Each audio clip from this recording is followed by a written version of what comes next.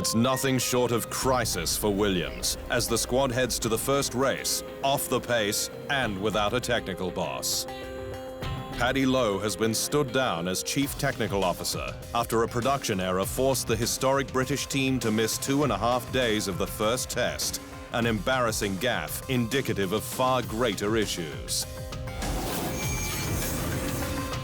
The squad also finished pre-season testing slowest of all 10 teams, with George Russell's best lap more than half a second behind Racing Point's Lance Stroll, all set on the softest C5 tyre. But it's thought Williams is actually further adrift than those times suggest, with the gap to the rear of the midfield reported to be around 1.2 seconds. The lack of running has also impacted on the comeback of ROKiT Kubica, who says he's only 20% prepared for his F1 return.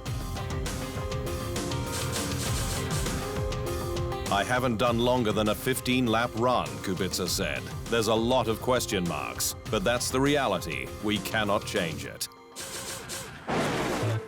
And while Williams is now without a technical director at the dawn of the new season, it will at least move forward with a better balanced car than its nightmare predecessor, the compromised FW41.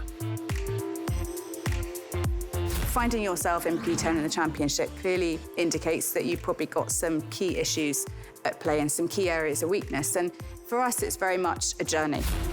And that journey now begins again with the search for a new technical leader, following on from a major restructure at the historic team.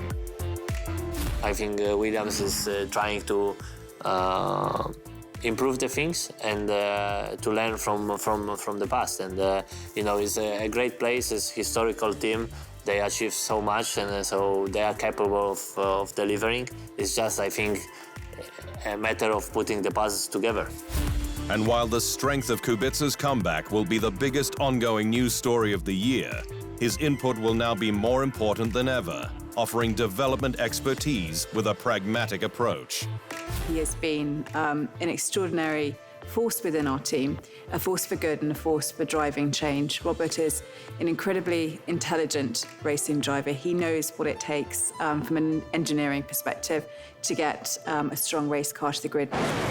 That intelligence and experience will be matched with the pure, raw pace of 2018 Formula 2 champion George Russell, who's also ready to step up as a driver groomed by the slick Works Mercedes operation. It's an incredibly exciting year ahead, not only for myself, but also for the team.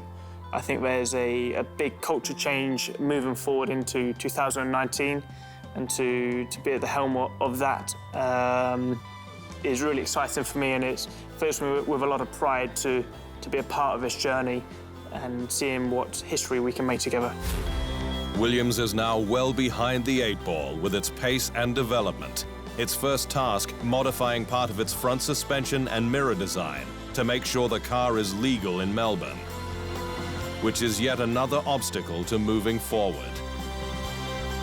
And that has to be the focus for Williams. Forget about the history, forget about the World Championships, forget about all the race wins. Just take it step by step for now and make progress. Starting from round 1 in Australia.